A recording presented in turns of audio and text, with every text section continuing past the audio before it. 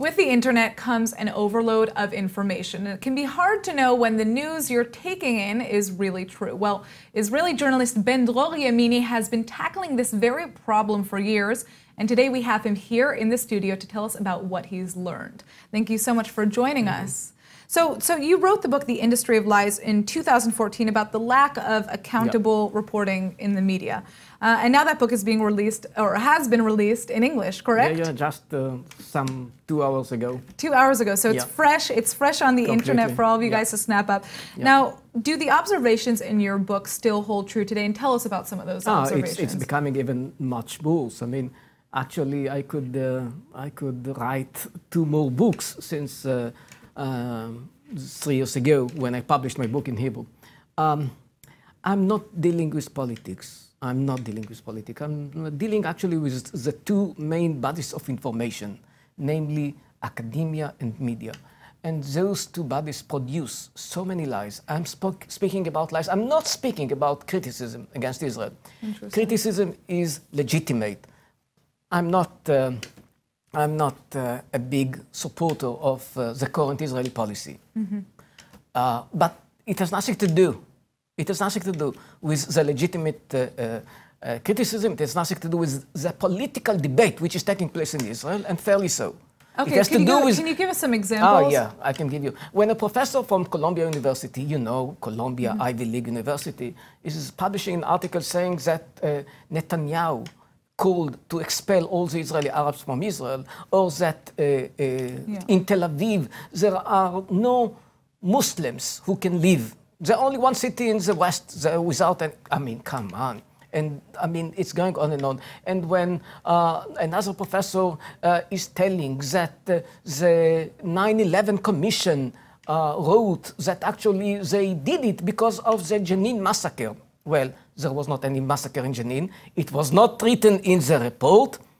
And the Jenin story was 1 year later. I mean, so many lies in one article of a very very known professor in the United States. It's just, I mean, I can give you. And it's just so interesting because these things, you know, come out in the media and you know, people eat them up, right? So is your book trying to help people learn how to hold the media accountable? And if so, how are they able to distinguish what is true and what is not? Actually, it's coming. My book is dealing with many levels. For example, the historical level, what really happened here in 48, what is Zionism? Because when professors teach their students that what happened in the Nakba is one of the worst crimes in modern history, it's a blatant lie, and I explain why. Why? Because in that time, in the first half of the previous century, it was the standard population exchange. When they don't know it, when Israel is singled out by so many professors, Israel is depicted as a monster, and that's what they do many times. And it's going on, and it's the same about the conflict. What happened, for example, with the Clinton well, peace proposal? That's what I want to ask you about. Now let's turn to what is going on right now, present day. You've been following the Israeli-Arab conflict quite obviously for a long time.